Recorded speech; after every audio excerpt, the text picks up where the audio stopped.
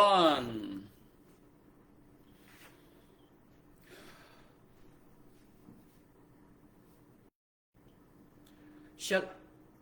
Shalom, shalom, aking mga kapatid sa pananampalataya. Narito na naman po yung kapatid na si Roland na muli ay binibigyan pagkakataon ng ating rabay para makapangaral po ng kanyang salita. Nawa tayo po ay maging mapalad at karapat-dapat na tumanggap ng pagpapalang aral. Kaya kung kayo po ay nakahanda na po, tingnan po natin, talasasin po natin ang kwento ng rabay. At nawa, sana po tayo ay may mapulot na aral para sa ating ikatututo at kung maaari ay ikababago ng ating mga buhay. Hallelujah. Ang pamagat po ng ating rabay sa kanyang aral ay sinabi niyang, paano ba maging isang mabuting magulang at maging mabuting anak? Kaya kung kayo po ay nakahanda na mga kapatid, kayong mga magulang, tipunin niyo yung mga anak. Dahil hindi lang sa magulang ang aral po ng rabay, kundi para din sa mga anak. Paano nga ba ang gagawin ng isang magulang para siya ay matawag na mabuting magulang? At paano naman ang gagawin ng isang anak para matawag siyang mabuting anak? Talasasin po natin ang kwento ng rabay. Dahil ito ay may kinalaman hindi lang sa ating pisikal na pagkamagulang at pisikal na pagkaanak, kundi ito'y tumutukoy din sa pagka-espiritual na pagkaanak sa atin ng ating Ama, na siya nating tinatawag na magulang, na siyang nagbibigay sa atin ng lahat ng ating mga pangangailangan. Talasasin natin ang kwento mga kapatid. Alam po natin na ang magulang po ay hindi pumili sa kanilang mga anak. Dahil siguro kung sino mang magulang pwedeng pumili ang kanyang anak, baka mamimili tayo ng mga anak. Ganon din po. Ang mga anak naman ay hindi nakapili ng kanilang mga magulang. Pero alam po natin ang isang katotohanan. Kung ang magulang ay pinili at ang anak ay pinili na maging anak ng isang magulang, ito po ay pinili ng Ama. Pinangyari ng Ama na mangyari sa anak na maging magulang ng kanyang magulang, bagamat hindi niya pinili. Now, ang tanong paano natin mapapanuto ang ating pagkamagulang upang mapanuto rin ang ating mga anak? Puntahan po natin ang unang talata na ibinigay ng rabay, na ito'y may kinalaman sa kautusan na ibinigay niya sa atin. Mababasa po dito sa aklat ng Exodus, chapter 12, ang unang kautusan na may pangako. Now, talasasin natin ang kautusan na ito na sa dami ng kautusang ibinigay ng Ama, ito yung unang kautusan na may pangako. The reason being, ito ay may kinalaman hindi lamang sa realidad ng isang magulang sa anak, kundi ito ay may kinalaman sa spiritual na pagiging anak natin sa pagsunod natin sa ating nag-iisang magulang na spiritual. Ito ang ating rabay, ito ang ating Amang Yahweh na siyang tangi nating Elohim at tangi nating manunubos. Now, sabi po niya dito sa Exodus 20 verse 12, igalang mo ang iyong ama at ang iyong ina, upang ang iyong mga araw ay tumagal sa ibabaw ng lupa na ibinibigay sa iyo ni Amang Yahweh mong Elohim. Gaano man po kayo katanda bilang magulang, one way or the other, kayo po ay naging anak ng mga nakaraang mga panahon. At gaano man po kayo katanda bilang mga magulang na, at wala na po yung mga magulang ninyo sa laman, malalaman po natin na tayo pa rin naman ay anak ng Ama kahit na anong panahon. Kaya sinasabi niya rito na ang sino mang gumagalang sa kanyang ama at sa kanyang ina ay may pangako. Ang kanila daw buhay, ay pagpapalain dahil sila'y pagpapalain ng ating Amang Yahweh. Kayong mga magulang ngayon, ano po? Kung kayo man po ay may mga bagabag sa buhay, may mga suliranin, ano po? Balikan ninyo ang kwento nung kayo po ay bata pa at kung paano ninyo trinato ang inyong mga magulang nung panahon na yaon. Baka dumating ang punto na bumabalik sa inyo yung mga ginawa ninyo sa inyong mga magulang. Kayo namang mga anak ngayon, ano po? Talasasin ninyo na kung hindi ninyo tatalasasin, uunawain ang kautosang itong may pangako at hindi nyo bibigyang halaga ang inyong mga magulang, ano po? Baka dumating ang punto na instead na pagpapala ang dumating sa inyo mula sa Amang Yahweh, yung kabaliktaran. Bakit? Dahil tayo ay hindi naging mabuting tagasunod at tagapaggalang ng ating mga magulang. Tandaan po natin ano po? Walang bago dito sa lupa. Ano man po yung mga nakaraan noon ay bumabalik uli. Ano man yung ating mga itinanim noon, balang araw aanihin natin. Kaya talasasin natin ang kwento ng Rabbi kung bakit ganito ang kanyang ibinigay na aral. I pray bilang inyong kapatid sa pananampalataya na tayo po ay may matutunan. Ano po? Talasasin natin ang kwento kung paano ba ang mga paraan para ang isang magulang ay maging isang mabuting magulang at ang isang anak ay maging isang mabuting anak. Ano po? Now, talasasin natin ang kwento dito sa Genesis chapter 18. Sa pagkapili sa isang lingkod, kung bakit siya pinili, ito yung dahilan. Puntahan natin yung sinasabi nating ama ng pananampalataya na siyang pinili ng ama. Bagamat alam natin ang kwento kung anong lahi pinanggalingan si Abraham. Si Abraham po ay nagmula sa lahi ng kanyang amang si Ruel. Pero si Ruel po, bago, ay isang mananamba sa lahat ng dami ng mga rebulto sa lugar nila. Yun po yung kwento. Si Ruel ay sumasamba sa napakaraming mga imahe. Hindi po siya naniniwala kay Amang Yahweh. Pero bakit pinili ang kanyang anak na si Abraham? Para pagpalaing ibigay ang mana ng lupang pangako at ang buhay na walang hanggan? Ito po ang sabi dito sa Genesis chapter 18, verse 19. Genesis 18 verse 19, sabi niya, sapagkat siya ay aking kinilala. Anong sabi namang Yahweh? Kinilala ko si Abraham. Now, ibalik natin sa ating panahon. Sa lahat naman ng mga mamamayan sa inyong lugar at sa lahat ng mga magulang, kung kayo po'y magulang, ano po? Pinili ka ng ama para ipaunawa sa iyo ang kanyang salita. Mabiyayaan ka ng kanyang pananampalataya. Now, sinasabi ngayon sa iyo ng ama, pinili kita. Bakit? Dahil kilala kita. Katulad ng pagkakilala ko kay Abraham. Hallelujah. So, dito pa lamang po, dapat meron na po tayong pag-asa bilang mga magulang. Dahil tayo ay pinili ng ama bilang lingkod. Now, the reason being, maging katulad kaya natin si Abraham? Ito yung sinabi niya. Kilala ko si Abraham. Now, bakit?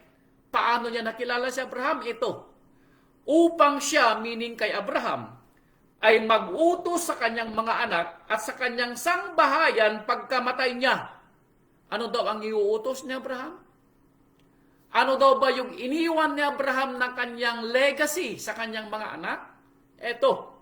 Na maingatan nila, meaning yung mga anak ni Abraham, ang daan ni Amang Yahweh na gumawa ng kabanalan at kahatulan. Ano pa? Upang padatnin ni Amang Yahweh kay Abraham, ang kanyang pangako tungkol sa kanya. Ano daw ang dahilan kung bakit pinili ni Amang Yahweh si Abraham bilang lingkod na tagapagmana? Dahil kilala daw po niya si Abraham.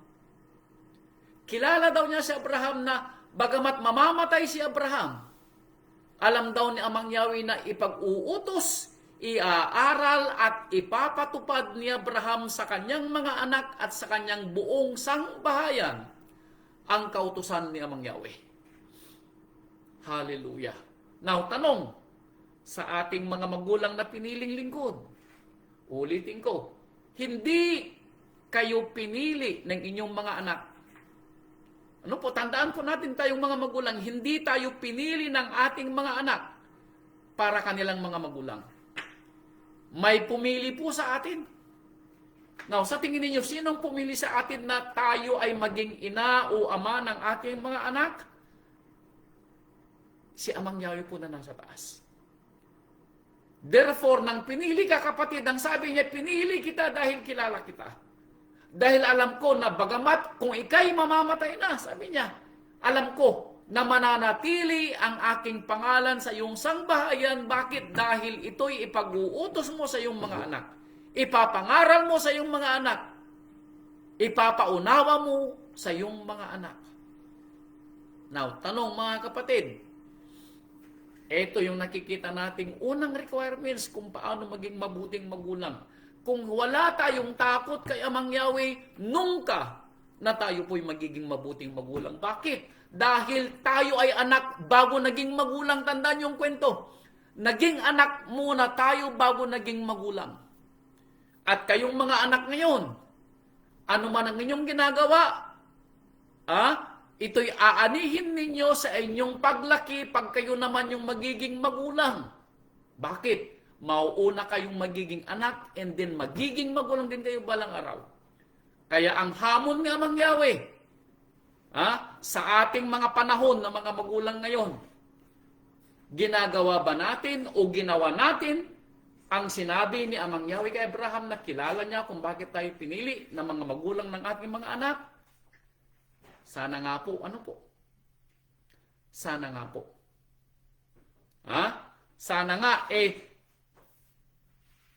pinili tayo ng Ama dahil kilala niya tayo na ituturo natin sa ating mga anak ang kanyang kautusan at ang kanyang kabanalan. Deuteronomio chapter 4 verse 10. Ito ang sabi niya dito sa Deuteronomio. Deuteronomio chapter 4 verse 10. Ito po sabi niya.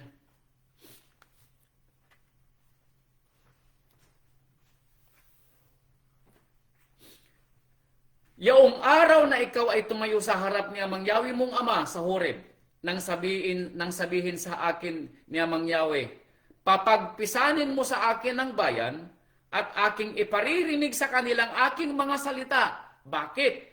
Upang sila'y mag-aral na matakot sa akin sa lahat ng araw ng kanilang ikabubuhay sa ibabaw ng lupa. At bakit? At upang maituro sa kanilang mga anak. Now, anong sabi ni Amang Yahweh kay Moses? Moses, pisanin mo ang bayan. Ipaalala mo sa kanila ang mga nakita nilang himala, ang mga pagpapala na ginawa ko sa kanila, ang mga katakot-takot na bagay na nakita ng kanilang mga mata. Bakit? Sabi ni Amang Yahweh, para makilala nila kung sino ako at matakot sila sa akin. And then, sabi ni Amang Yahweh, at ito'y iaaral nila sa kanilang mga anak.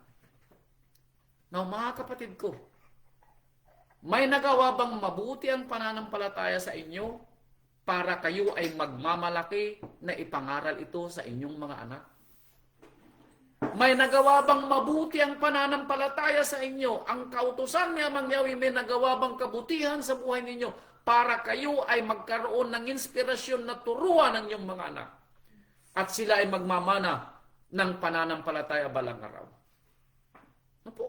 Yun ang katanungan. Dahil kung kayo mga magulang ngayon, wala kayong nararamdamang pagpapala mula kay Amang Yahweh, sa tingin ninyo, ipapaunawa nyo ito sa inyong mga anak? Ipipilit nyo ba ang pangunawa na maunawaan ng inyong mga anak ang mga salita na Amang Yahweh kung sa tingin ninyo ay wala kayong nakuhang maganda? Wala kayong nakitang mabuti sa kanyang pananampalataya. Pero kung meron, mga kapatid ko, therefore, obligasyon natin na mga magulang na ituro sa ating mga anak ang takot kay Amang Yahweh. Ipaunawa natin sa kanila na ang pagpapala natin ay galing kay Amang Yahweh. Kaya sabi niya dito sa Deuteronomio chapter 6, ito ang sabi, Ang mahirap nito mga kapatid, nung tayo naging magulang, nag-iba ng kwento. Nawalan tayo ng panahon para ituro ang salita ng Ama sa ating mga anak. Nawalan tayo ng panahon dahil naging busy tayo sa ating mga trabaho. Naging busy tayo sa pagpaparami ng kayamanan. Naging busy tayo para tayo ay masenso. Naging busy tayo para magkaroon ng ating mga anik-anik. Naging busy tayo para makapagpatayo ng mansyon. Naging busy tayo dahil tayo ay nag-a-aspire na maging boss ng ating mga kumpanya. Nakalimutan natin na ituro ito sa ating mga anak. Now, balikan mo yung kwento kung bakit ka pinili. Balikan mo yung sinabi ni Mangyaw kay Abraham. Pinili ko siya dahil kilala ko siya. Pinili ko siyang lingkod. Bakit? Dahil kilala ko siya. Na ipapaunawa niya sa sa kanyang mga anak para may magmana ng pananampalataya. Now, ano ang silbi ng pagkakapili sa atin mga kapatid ko kung walang susunod na mananampalataya para sa atin mula sa ating sangbahayan? Namatay sa atin yung pananampalataya. Ganun bang gusto nating mangyari? Father, you forbid. Dahil kung mamamatay sa atin ang ating pananampalataya, sino ang susunod na sasamba kay Amang Yahweh balang araw? Titigil po sa ating panahon. Father, you forbid. Ano po? Kaya sabi niya dito sa chapter 6 ng Deuteronomio chapter 6 verse 4. Ano po? Deuteronomio chapter 6 verse 4. Dinggin mo, O Israel, si Amang Yahweh mong Ama at Elohim ay nag-iisang Elohim. Dinggin mo daw Israel. Now, obligasyon nating mga magulang na ipaunawa ito sa ating mga anak. Iisa ang Elohim na gumawa ng langit at lupa. Wala nang iba at wala siyang kasama. Hindi siya maipapagawa ng anumang rebulto na ginawa ng tao at hindi siya pwedeng ikumpara. Tandaan mo ito kapatid, bilang isang magulang, ipaunawa mo ito sa iyong anak. Dahil ikaw ay pinili na magulang ng iyong anak. Verse 5, at ang mga salitang, verse 5, at iyong iibigin si Amang Yahweh mong Ama ng iyong buong pag-iisip at ng iyong buong kaluluwa at ng iyong buong lakas. At ang mga salitang ito na aking inuutos sa iyo, sa araw na ito ay sa iyong puso. Bakit? Bakit kailangan mong magulang na maunawaan ang salita ni Amang Yahweh? Bakit kailangan mong makinig ng Bible study? Bakit kailangan mong makinig ng women's ministry? Bakit kailangan mong magbasa ng Biblia? Bakit kailangan mong makinig sa aral kapag araw ng Sabat? Magulang, kung hindi ka nakikinig, ano ang iaaral mo sa iyong mga anak? Ano ang iaaral mo sa iyong mga apo? Kung busy ka palagi, araw ng pagsamba, wala ka, nasa trabaho ka. Araw ng Bible study, wala ka rin. Araw ng women's ministry, wala ka rin. Araw ng sermon, wala ka rin. Kapatid ko, baka hindi ka pinili. Kapatid ko, tandaan po natin ang kwento ano po. Pinili tayo na maging magulang ng ating mga anak para ituro sa kanila ang salita ni Amang Yahweh. No po? Kaya sabi niya dito sa verse 7, iyong ituturo ng buong sikap alin sa iyong mga anak ang mga salitang sasalitain sa iyo pagka ikaw ay nakaupo sa iyong bahay, pagka ikaw ay lumakad sa daan, pagka ikaw ay nahihiga, at pagka ikaw ay bumabangon. Kailan daw natin ituturo at paano?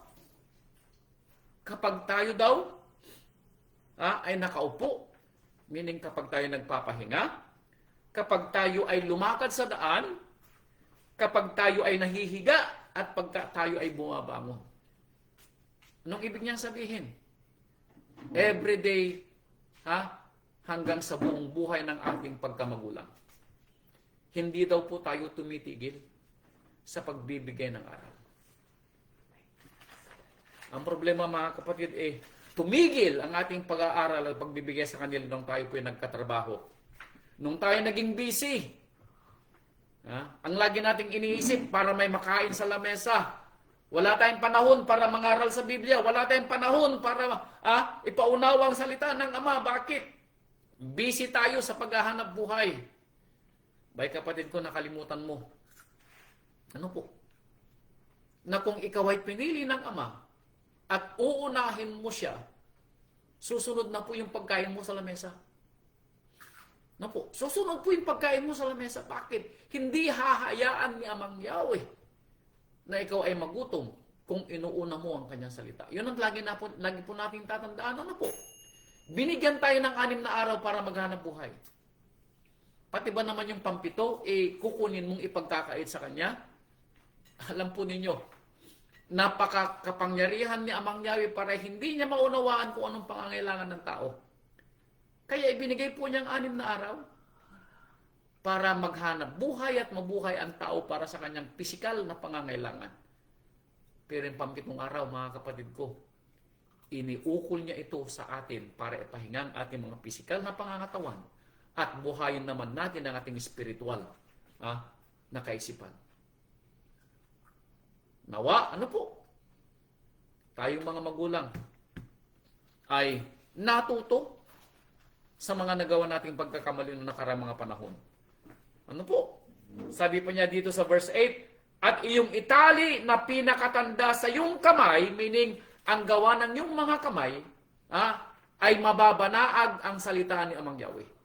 Meaning sa iyong mga ginagawa, ang duduon ng salita ni Amang Yahweh, yun pong ibig sabihin ng pinakatanda sa iyong kamay. Kung ano ang ginagawa ng iyong mga kamay, ay yun ang kautusan ni Amang Yahweh. Hindi mo ginagamit ang mga kamay na ito para sumalangsang sa salita ni Amang Yahweh. Yun pong ibig sabihin. Ikaw ay naghahanap buhay ng maayos at ano po, yung masasabi nating malinis na hanap buhay. Iyon ang ibig sabihin ng itali mo sa iyong mga kamay.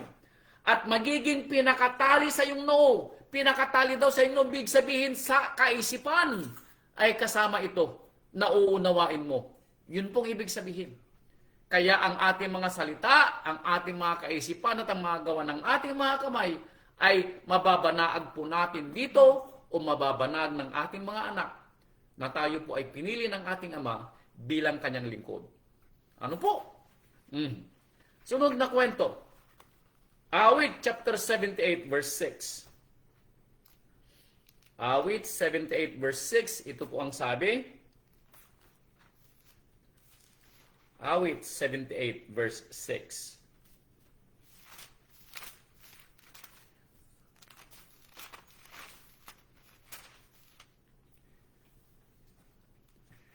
Upa 78 verse 6.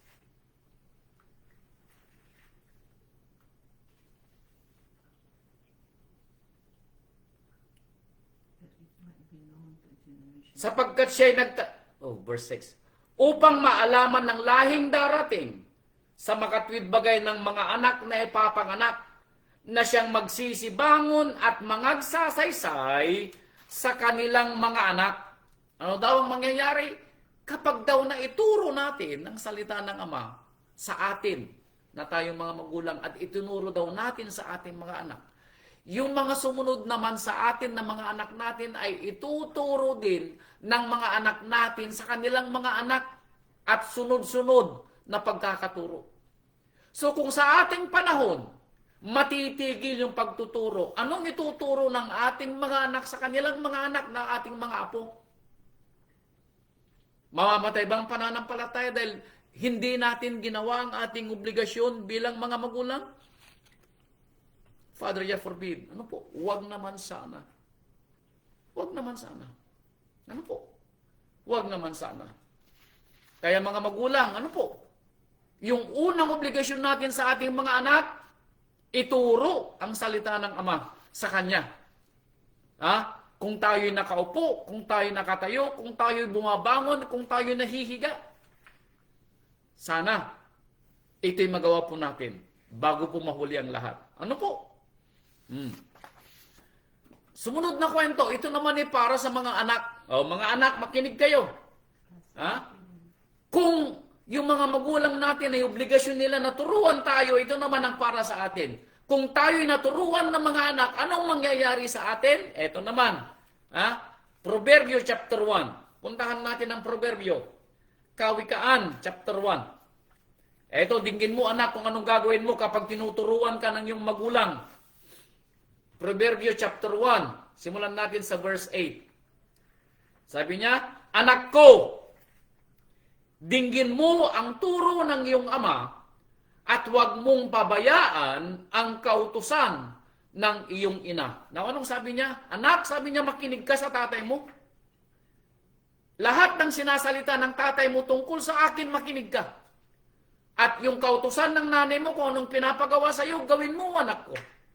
Bakit? Para ka mabuhay. Verse 9, sapagkat sila'y magiging tali ng biyaya sa iyong leeg, sa iyong ulo at mga kwintas sa ligid ng iyong leeg. Para daw maski paglaki mo, hindi ka mawawala sa daan. Bakit? Dahil ikaw ay lumaki sa aral ng tatay mo at sa kautusan ng nanay mo. Now, mga kapatid ko, sa ating mga anak, nakikita ba natin ito sa kanila? Now, kung nakikita po natin, abay, purihin ang ating Amang Yahweh. Kung hindi natin nakikita, ang tanong, tayo ba'y nagturo sa kanila o wala tayong itinuro sa kanila? Ano po? Kayong mga anak na nakikinig, makinig kayo, ano? Sabi niya dito pa sa verse, chapter 3, verse 1. Proverbio uli, Kawikaan, chapter 3, verse 1, sabi niya, anak ko, huwag mong kalimutan ang aking kautusan, kundi ingatan ng iyong puso ang aking mga utos. Anak ko, sabi na naman niya. Now, itong sabi niyang anak ko, ito ay may dalawang turing. Anak na anak natin sa ating panahon at anak, tayo naman ang binibigyang diin ng ating Amang Yahweh. Tayo ang tinatawag na anak naman sa ating panahon na huwag nating kalimutan ang kanyang kautusan. Meaning, bilang mga magulang, ay hindi natatapos naman ang ating obligasyon na sundin yung ating ama na nagbigay sa atin ng kanyang kautusan. Dahil kapag sinusunod natin ang ating ama na nagbigay sa atin ng kautusan at ito naman ay itinuturo natin sa ating mga anak, alam po ninyo, napakaganda ng buhay. No po, napakaayos ng buhay, napakatiwasay ng buhay. Ito po yung hindi mabibili ng salapi. No po. Ang kaligayahan at ang paggalang sa sangbahayan ay hindi po mabibili ng salapi. Kung ang isang tahanan ay sinasalikupan ng banal na Espiritu ng Ama, ang magulang ay sumusunod sa kautusan ng ating Amang Yahweh at itinuturo ito sa kanyang mga anak, ang mga anak. Ano po? Ay magiging mabuting mga anak at magiging tagasunod ng kautusan. Ano po? Sunod. Chapter 4 ng Proverbio. Dinggin ninyo mga anak ko ang turo ng Ama at makinig kayo upang matuto ng kaunawaan. Again, ang sabi niya, anak, makinig ka sa tatay mo. Sapagkat bibigyan ko kayo ng mabuting aral, huwag ninyong bayaan ang aking kautusan. Sapagkat ako'y anak sa aking ama, malumanay at bugtong sa paningin ng aking ina.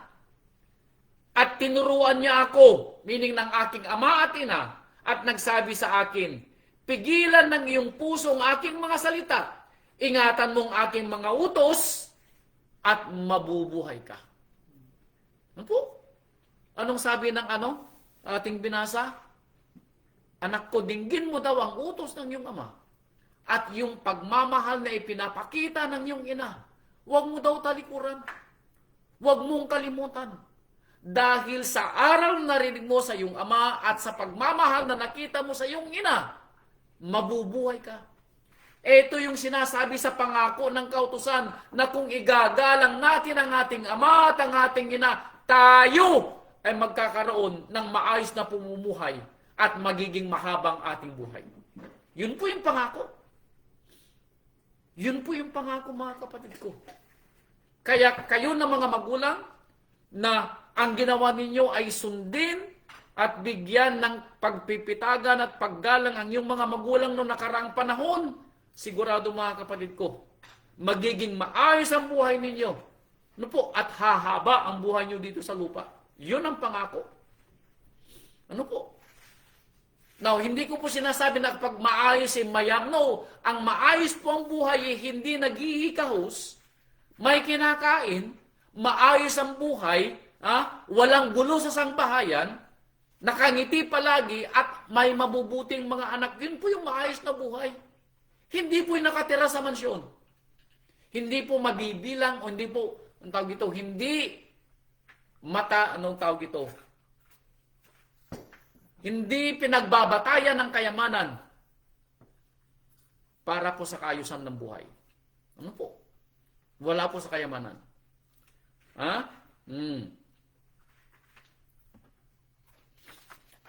Sunod na kwento.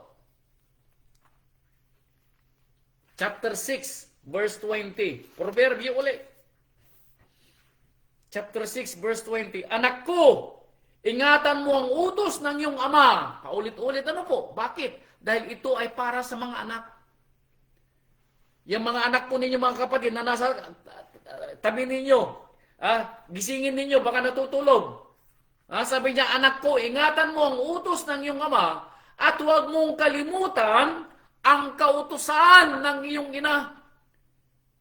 Kung yung mga anak po natin na nagtatanong kung paano maging mabuting anak, ito po yung kwento. Ano po? Dahil ang kanilang mga magulang ay natuto kay Amang Yahweh, natuto sa ating Rabbi Yeshua, therefore sila, ano po, ay matututo ng kabutihang asal sa kanilang mga magulang. Ikintal mong lagi sa iyong puso at itali mo sa iyong liig. Pagka ikaw ay lumalakad, papatnubay sa iyo. Meaning, pag ikaw ay lumalakad, meaning habang ikaw ay nabubuhay dito sa lupa, papatnubayan ka ng aral ng tatay mo at ang kautusan ng nanay mo. Papatnubayan ka, kapatid. Now, kayong mga anak, na nakaranas ng mga pighati sa buhay, itanong nyo sa sarili nyo, one way or the other, ito'y dahil sa hindi nyo pagsunod sa inyong mga magulang. Ano po? Dahil sa pagsunod ninyo sa inyo, sa hindi nyo pagsunod sa inyong mga magulang. Tayo din naman ng mga magulang. Kung bakit tayo din naman po ay napighati at nagkaroon ng mga bagabag at suliranin sa buhay, one way or the other. Ano po? Tayo din ay hindi naging mabuting anak sa ating mga magulang. Kaya itama po natin ang ating mga pagkakamali. Ano po? Hanggat pwede natin itama. Ano po? Sunod na kwento. Proverbio chapter 7. Verse 1, 2, and 3. Anak ko, sabi niya, ingatan mo ang aking mga salita at impukin mo sa iyong aking mga utos. Ingatan mo ang aking mga utos at mabuhay ka. At ang aking kautusan na parang itim ng iyong mga mata. Anong sabi niya? Yung kautusan daw ni Amang Yahweh ay para daw mga itim ng ating mga mata. Ano po? Ang ibig sabihin tanggalin mo ang itim ng mata mo at mabubulag ka. Tanggalin mo ang kautusan ni Amang Yahweh at hindi mo mapapanuto ang buhay mo. Dahil hindi mo mapagsino kung ano ang tama at mali. Ikaw ay parang lumalakad sa kadiliman ng iyong buhay at hindi mo alam kung kailan darating ang liwanag. Sa inyong sangbahayan lalo. Kaguluhan sa sangbahayan. Kung ito'y muhay ng mga magulang na walang pagpipitagan sa kautusan ni Amang Yahweh. Father, forbid, ano po? Huwag naman sana. Mga magulang, napakalaki ng ating responsibilidad. Ulitin natin. Hindi kayo pinili ng inyong mga anak. Pinili kayo ng ating Ama na maging magulang ng iyong mga anak. Kaya gawin natin ang ating responsibilidad. Una, sa kanila na ituro ang mga salita ni Amang Yahweh ang mga bagay na susunod dito. Idaragdag na lang. Maalala natin ang kwento, Mateo chapter 6 verse 33, na kapag hinanap natin ang kaharian at katwiran ni Amang Yahweh, ang lahat ng mga bagay ay idadagdag na lang sa atin. Ganon din po sa atin buhay. Kapag ginawa po natin, inaalala at ginawa ang kalooban ng Ama, at itinuro natin ito sa ating mga anak. Yung ating pong mga pangangailangan, susunod na lang po yun. Ano po? Now, kung sa lahat ng mga sinabi ko, na sinabi ng rabbi, na binasa natin, hindi nyo gagawin. Wala tayong natutunan.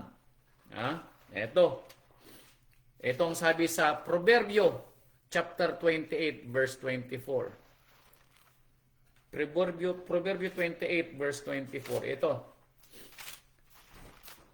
28:24. Sabi niya, ang nagnanakaw sa kanyang ama o sa kanyang ina at nagsasabi, hindi ito pagsalangsang, yaoy kasama rin ng maninira.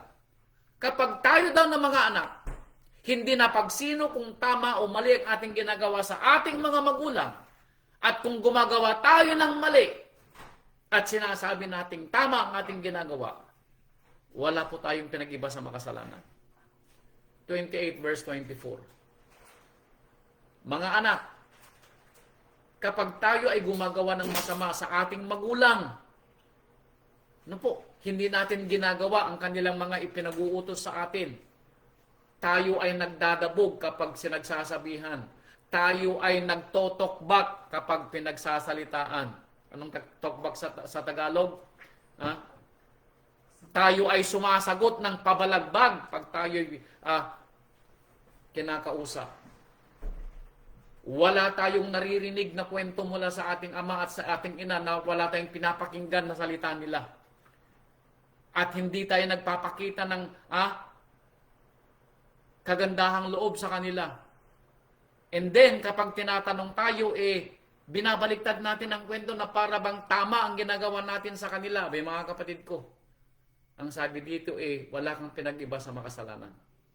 Wala kang pinag-iba sa isang anak na hindi natuto sa salita ni Amang Yahweh. Yun kaya ang gusto mo, kapatid na anak? Huwag naman sana. Huwag naman sana. Proverbs 30 verse 11. Proverbs 30 verse 11. Ito pang sabi. May lahi na tumutungayaw sa kanilang ama at hindi pinagpapala ang kanilang ina. Ouch. Ikaw ba, anak, kasama sa lahing ito na tinutungayaw mo ang iyong ama at hindi mo pinagpapalang yung ina? Pag tinutungayaw, hindi mo iginagalang o nirirespeto ang iyong ama. Hindi mo inaalala ang kapakanan ng iyong ina. Kung ikaw ito, anak ko, abay kasama ka sa lahi na hindi marunong tumanaw ng utang na loob sa iyong mga magulang. Nung sabi niya rito, kung yung mga pinagpapala ay may mahabang buhay at maayos ang kanilang buhay, abay kapatid kong anak, at the end of the day, baka kabaliktaran ang mapala mo. Hindi mahabang buhay kundi maikli. At hindi maayos na buhay kundi pighati at karahasan ang buhay na ibubuhay mo dito sa lupa. Huwag naman sana. Kapatid na anak, huwag naman sana. Ano po? Isaiah chapter 1 verse 2. Ito rin yung kahalimpiulog mo sa sinabi ni Propeta Isaias sa lahi ng Israel. Isaiah chapter 1 verse 2, itong sabi niya, dinggin mo o langit at pakinggan mo o lupa. Bakit? Sapagkat sinalita ni Amang Yahweh. Ito daw ang sasabihin ng tatay mo at nanay mo. Ako'y nag-alaga at nagpalaki ng bata at sila'y naghimagsik laban sa akin. Ano po? Ito daw, kapatid na anak, ang sasabihin ng magulang mo. Kapag ikaw ay naging suwain, naging palasagot, hindi gumaganap sa kalooban ng iyong ama, hindi mo iniisip ang kapakanan ng iyong ina, hindi mo binibigyang galang ang iyong ama, sasabihin daw ng magulang mo, hihilingin niyang saksi ang langit at lupa dahil sasabihin niya, ako'y nagpalaki ng anak, pero ito'y mapanghimagsik.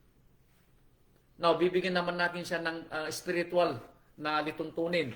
Ganito ang sinabi din ni Amang Yahweh sa bayang Israel na pinili niyang bayan at pinili niyang mga anak. Biniyayaan, inaruga, pinakain, ibinigay ang kanilang mga pangangailangan. Pero sila ba ay nagbalik loob ng kagandahang loob kay Amang Yahweh? Hindi. Tinalikuran nila si Amang Yahweh. Tayong mga magulang sa ating panahon, bilang anak ng ating Amang Yahweh, ganito rin bang gagawin natin sa ating Amang Yahweh na nagbigay sa atin ng lahat ng ating pagpapala? Ang lahat ng ating mga hiningi? Nung tayo ay walang trabaho, sinong nagbigay sa atin ng hanap buhay? Nung tayo ay wala pang mga anak, sinong nagbigay sa atin ng ating mga anak? Nung tayo ay nangangailangan, sinong nagbigay ng ating mga pangangailangan? Hindi ba yung ating Ama na nasa langit? Now, after that, ibinalik ba natin yung kabutihang loob ni Amang Yahweh sa atin? Iginalang ba natin siya bilang ating Ama at Elohim? Sinamba ba natin siya at sinunod ang kanyang kautusan bilang ating Elohim at ating Ama? Huwag naman niya sanang sabihin niya sa atin, ako ay nagkaroon ng anak na pinalaki, pero siya naging mapanghimagsik. Huwag naman sana. Naging isang suwail. Huwag naman sana. Ano po? Huwag naman sana. Ano po? Ito pa dagdag. Proverbio chapter 22 verse 6. Ito naman. Mga magulang, tingnan ninyo. Ito ay para uli sa inyo. Para sa atin na mga magulang. Ano sabi niya? Proverbio, sabi ko ba? Proverbio 22 verse 6. Ito. Ito yung pinaka dapat memoryado ninyong mga magulang. 22 verse 6. Turuan mo ang bata sa daan na kanyang dapat lakaran. Magulang ulit, tandaan mo, magulang ulit. At pagka tumandaman siya, ay hindi niya hihiwalayan. So kapag batang gulang pa ang ating mga anak, abay, alam niyo, sabi nila, ang pinaka critical na developmental stage ng bata ay 3 hanggang 7 taong gulang. Ano po? Now, sabi niya, turuan mo ang bata sa daan na dapat niyang lakaran. Sabi niya, pagka tumandaman siya ay hindi niya hihiwalayan. Ginagawa pa natin ito mga magulang? O kapag pagdating natin sa bahay, instead na tanungin natin ang ating mga anak, instead na kayo ay magkwentuhan, imbis na kayo ay, anong tawag dito? Magbanding. Hindi binibilhan mo siya ng cellphone o anumang laruan. Maglaro ka dyan, sabi mo. Huwag mo kong istorbuhin. Di ba ganun yung ating panahon? May cellphone tayo, bibigyan natin, ipapalaro natin ang ating mga cellphone kayo, bibili tayo ng kung ano-ano. Maglaro ka dyan, huwag mong istorbuhin Ganun ba yung pagpapalaki na ginagawa natin sa ating mga anak? Huwag naman sana ano po. Dahil at the end of the day, kayo din ang aani sa magiging ugali ng inyong mga anak balang araw. Nagkulang kayo ng aral. Nagkulang kayo ng atensyon. Huwag niyong sisihin ang mga bata balang araw. Dahil kung walang natutunang mabuti ang bata, dahil wala silang natutunan sa inyo. Kung hindi sila magbibigay ng ugaling mabuti, kung wala silang magagawang maayos, kung wala silang may sasalitang mga mabubuti, ito'y wala silang narinig sa inyo. Sisihin ninyo ang sarili ninyo mga magulang kung kayo nagkamali sa pagpapalaki sa inyong mga anak. Ano po? Proverbio chapter 13 verse 24. Proverbio 13:24. 13:24. Siyang nag-uurong ng kanyang pamalo ay napuput sa kanyang anak. Ngunit siyang umiibig ay nagpaparusang paminsan-minsan. Mga kapatid ko, hindi tayo kaibigan ng ating mga anak. Ano po? Yun ang ilagay nyo sa inyong mga kukote bilang mga magulang. Hindi kayo kaibigan ng inyong mga anak. Hindi kayo, anong tawag dito? Kumakandidato para best mother o best father of the year. Ano po? Huwag nyong spoil ng inyong mga anak. Lalo na sa karangyaan, parang awan nyo po. Ano po? Huwag nyong spoil ang bata. Dahil paglaki niya, ano po? Napakalaki ng magiging epekto at negatibo ang magiging dating kapag hindi ninyo tinuruang maayos at hindi nyo alam sabihin ang salitang hindi sa batang lumalaki. Ano po? Ang nag-uurong ng kanyang pamalo ay napupuot sa kanyang anak. Hindi mo daw mahal ang anak mo kapag hindi mo siya sinawata. Hindi mo daw mahal ang anak mo kapag hindi mo siya kinure. Hindi mo daw mahal ang anak mo kapag hindi mo sinabi sa kanya na mali ang kanyang ginagawa. Napupuot ka daw sa kanya. Meaning wala kang pagmamahal sa kanya dahil wala kang concern sa kanyang paglaki balang araw. Ano po? Ha? Dahil, sabi niya, kapag iniibig mo ang anak mo, sabi niya, parusahan mo siya. Ano po? Sawatahin mo siya para siya matuto. Chapter 19, verse 18. Ito pa dagdag. Chapter 19, verse 18. 19:18. Ito pa dagdag mga magulang. Parusahan mo ang iyong anak, dangang may pag-asa pa. Habang may pag-asa pa, meaning, alam niyo ang sinasabi ng mga matatanda nung una, hanggang ang kawayan ay bata pa. Hutukin mo na. Dahil kapag ang kawayan ay lumaki na, hindi mo na siya may huhutok. Ganon din po ang bata paglaki. Hanggat bata pa ang iyong anak, turuan mo na siya ng mga gandang aral kung ano yung kanyang magiging ugali, kung anong kanyang magiging gawi, kung paano siya sasagot sa iyo, kung paano siya makikisalamuha sa tao. Dahil paglaki po niya at lumabas na ng bahay, wala ka nang magagawa. Turuan mo ang iyong anak habang may pag-asa pa. Habang may pag-asa pa. Habang nasa bahay mo pa. Habang nasa loob pa ng iyong pamamahay, turuan mo ang bata. Yun ang kanyang pag-asa. Dahil pag lumabas na siya at sinabi na siyang matanda na siya, wala ka nang magagawa pa. Wala ka nang magagawa pa. It is done. Tinapos mo na yung kwento mo bilang magulang. Huwag naman sana. Ano po? Anong sinabi ko? 24? Anong sinabi ko? 19? 18? Parusahan mo ang iyong anak, dangang may pag-asa, at huwag mong ilagak ang iyong puso sa kanyang ikapapahamak. Huwag kang magsasalita ng tapos. Parang awa mo magulang. Huwag mong, maski na anong galit mo sa anak mo, huwag kang magsasalita ng tapos. Pakiusap po. Dahil lumalabas sa ating bibig, baka mangyari, magsisi ka bandang huli. Huwag niyong iisipin o lalabas sa inyong bibig ang ikapapahamak ng inyong mga anak. Huwag kayong magsasalita ng negatibo sa inyong mga anak. Parang awa niyo magulang. Huwag kayong magsalita ng negatibo. Gawin niyong positibo ang mga salita ninyo.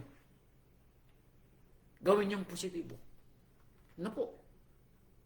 Maski na anong galit ninyo, gawin niyong positibo ang mga sasalitain ninyo. Ano po? Chapter 22, verse 15. Ito pa ang dagdag. 22:15. Ang kamangmangan ay nababalot sa puso ng bata. Pag bata pa siya, wala pa siyang alam, bata pa. Huwag niyong ubusin ang galit niyo sa batang hindi pa naturuan. Turuan mo muna, magulang. Ngunit ilalayo sa kanya ng pamalong pansaway. Turuan mo sa kanya, sawatahin mo kapag nagkamali. Hindi lahat ng ginagawa niya huwag mong unawa sa bata ng lahat ng kanyang ginagawa ay tama. May spoil ang batang yan. Pag mali, sabihin mo na mali ang kanyang ginagawa. Kung kailangan siyang paluin mo ng konti, paluin mo ng konti. Paluin mo ng may pagmamahal. Ano po? Huwag mo siyang palakihin na palagi siyang tama. Ano po? Kamangmangan ang nasa puso niya. Turuan mo ng tama. Ano po? 23 verse 13. Huwag mong ipagkait ang saway sa bata, sapagkat kung iyong hampasin siya ng pamalo, siya hindi mamamatay. Huwag mong ipagkait ang saway sa bata. Paluin mo kung kailangan mong paluin, sawayin mo kung kailangan mong sawayin, hindi siya mamamatay. Dahil papaluin mo siya ng may pagmamahal. Pero kapag pinalaki mo ang bata, na hindi niya alam kung ano ang tama at hindi mo sinaway kahit kailan, hindi po siya mabubuhay. Meaning, hindi po siya magkakaroon ng buhay na may takot kay Amang Yahweh. Magiging palungi po ang kanyang buhay at mahihiwalay po siya ng daan. Dahil hindi ganito ang anak ni Amang Yahweh. Ano po? Hindi ganito ang anak ni Amang Yahweh. Kaya tandaan po ninyo ang kwento, ano po? Turuan ninyo yung mga anak ng maayos. Verse 14, iyong hampasin siya ng pamalo at ililigtas mo ang kanyang kaluluwa sa Sheol.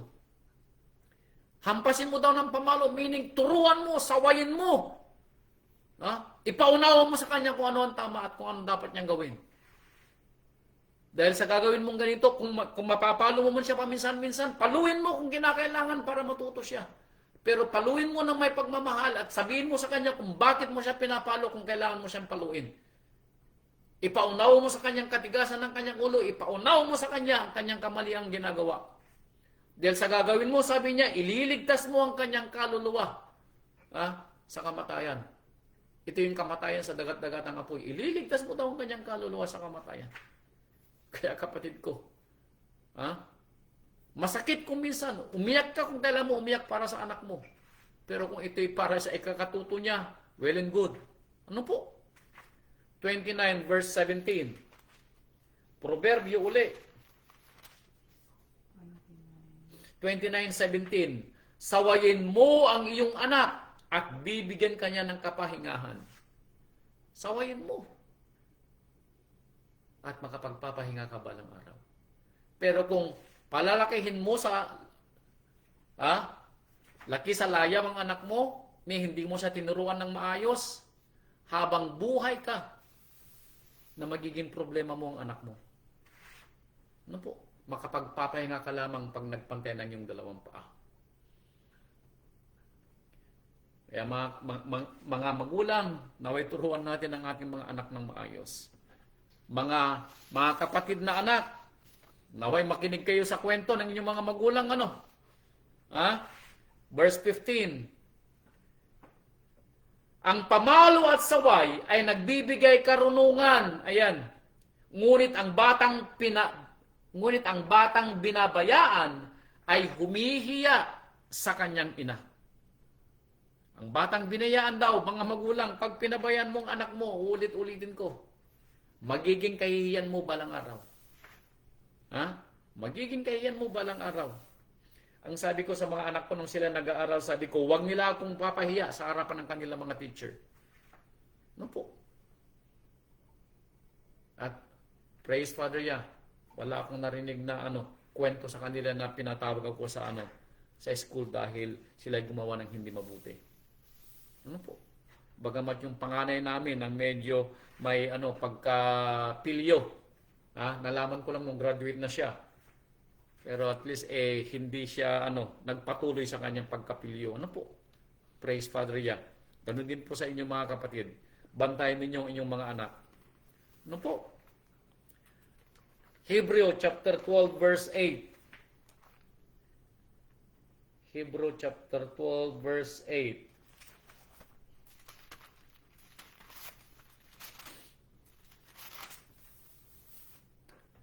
Datapwat kung kayo'y hindi pinarurusahan, para na ito sa lahat, sa magulang o kaya sa anak, kung hindi tayo pinarurusahan, na pawang naranasan ng lahat, kung kayo'y mga anak sa ligaw, kayo ay hindi tunay na anak. Kaya kung tayo daw ay nakakaranas ng pagsubok at parusa kay Amang Yahweh, ito'y pagmamahal daw niya sa atin. Hindi ibig sabihin tayo po ay pinabayaan ni Amang Yahweh. No, pag ikinukorek tayo ng ating Ama sa ating mga nagawang pagkakamali, ganun din ang ginagawa natin sa ating mga anak. Kaya tayo nagiging mabuting magulang dahil matututo tayo sa kabutihan ng ating Ama. We should know better dahil ang ating Ama ang ating tagapagturo sa atin. Kung tayo kinukorek niya sa ating mga pagkakamali, therefore, obligasyon natin na i-correct din, sawayin at ituro ang ating mga anak kung paano gumawa ng mas mabuti. Ganito rin ang ginagawa ng ating Ama sa atin. Ano po?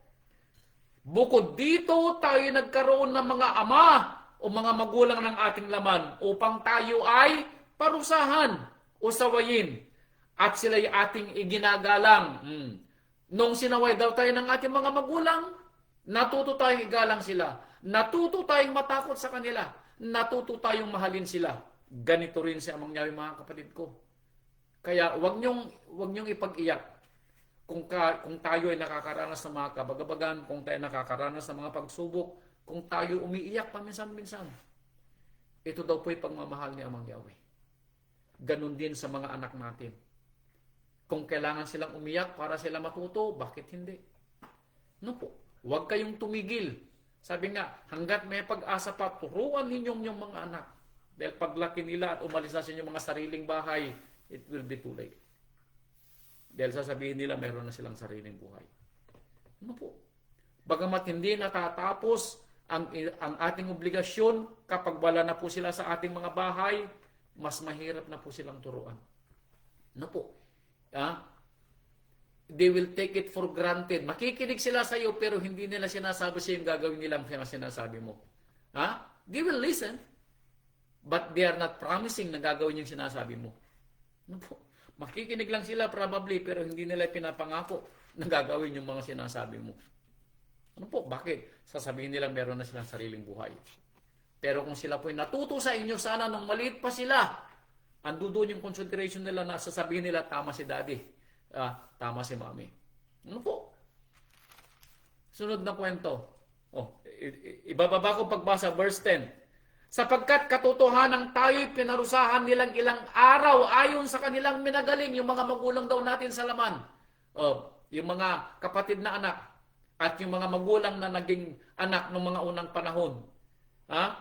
Nung pinarusahan daw tayo ng ating mga magulang sa laman, natuto daw tayo. Ano po? Natuto daw tayo sa ating mga pagkakamali. Ngunit siya sa kapakinabangan natin upang tayo naman ay makabahagi ng kanyang kabanalan. Ganon din daw tayo sa ating panahon. Ano po? Kaya sabi niya sa verse 11, lahat ng parusa sa ngayon, lahat ng kabagabagan na nararanasan natin ngayon, tila man din hindi ikaliligaya, kundi ikalulungkot. Di ba ganun din ng mga pinapalo tayo ng ating mga magulang? Maalala ko ang aking inang. Pag may ginawa akong mali, talagang pinapalo ako ng aking inang. Ang tagapalo pa niya minsan yung aking mga kapatid. Dahil mas malakas silang pumalo, mas masakit silang pumalo. Natuto ako doon sa mga palo ng aking ina. Andiyan yung aking inang na nakikinig. Ano po? Yung aming anak, ganun din. Yung mga anak namin, kahit pa paano, natuto sila sa pagsawat na naming mga magulang. Ano po? Hindi ito natin ikinaligaya nung mga pinarusahan tayo ng mga panahon na yun. Ganun yung ating mga anak. Naiinis sa atin yung ating mga anak. Magagalit sa atin ang ating mga anak. Magtatampo sa atin ang ating mga anak. Pero hayaan nyo sila magtampo. Dahil pag natapos yung tampo nila, mauunawaan nila na tama ang ating ginagawa sa kanila. Ano po? Tama yung ating ginagawa para sa kanila. Deuteronomio chapter 8 verse 5. Deuteronomio chapter 8 verse 5. Ito pa yung kwento. At iyong pagmuni-muniin sa iyong puso na kung paanong pinarurusahan ng tao o ng magulang ang kanyang anak, ay gayon din pinarurusahan ka ni Amang Yahweh mong ama. Tandaan mo daw, kapatid ko, kung sa pagmamahal mo sa anak mo ay itinatama mo siya, sinasawata mo siya, pinapalo mo siya minsan, ganun din daw ang pagmamahal ni Amang Yahweh sa atin. Bakit? Sabi ko nga sa inyo, bago tayo naging mabuting magulang, siya ang nagturo sa atin kung paano. Ano po? Nakita natin kung gaano kabuti sa Amang Yahweh sa atin. Kung anong ginawa niya sa ating buhay, ganun din ang pagpapalaki natin gagawin sa ating mga anak. At sila ay lalaki, mabuti, at ano po, maalalahanin at mapagmahal na mga anak. Sunod, Pangalawang Samuel chapter 7 verse 14. Pangalawang Samuel chapter 7 verse 14. Kapag nagawa daw po natin ang ating obligasyon sa ating mga anak at ang ating mga anak ilumaki na nakita natin na maayos, mabuti at may paggalang sa atin, ito daw masasalita natin. Chapter 7 verse 14. Ako'y kanyang magiging ama at siya'y aking magiging anak. Kung siya'y gumawa ng kasamaan, aking sasawayin siya ng pamalo ng mga tao at ng panghampas ng anak mga tao. Ganon din daw ang ama sa atin. Kapag ginawa daw natin ang kalooban ng ating amang nasa langit, sasabihin daw niya sa atin, siya ay aking anak. Dahil kung siya gumagawa ng masama, kung siya ay nalilihis ng landas, pinapalo ko siya paminsan-minsan. Ano po? At dahil dito, natututo siya. Ganon din po sa ating mga anak. Ano po? Dahil tatawagin din natin silang, tunay natin silang mga anak. Dahil kung sila nagkakamali, itinatama natin sila at sila naman po ng mga anak natin, nakikinig naman sa ating mga saway. Ano po? Ha? Sunod na kwento, pangalawang Timoteo chapter 3 verse 15. Pangalawang Timoteo chapter 3 verse 15.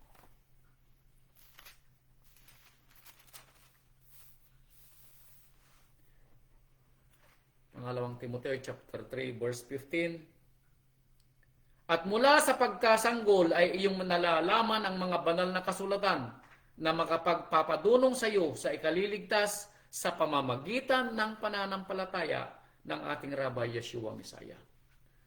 Ang lahat daw po ng ating kabutihan ay nakuha natin sa mga aral at salita ng Ama. Bilang mga anak ng Ama, yun ang ating natutunan mga magulang.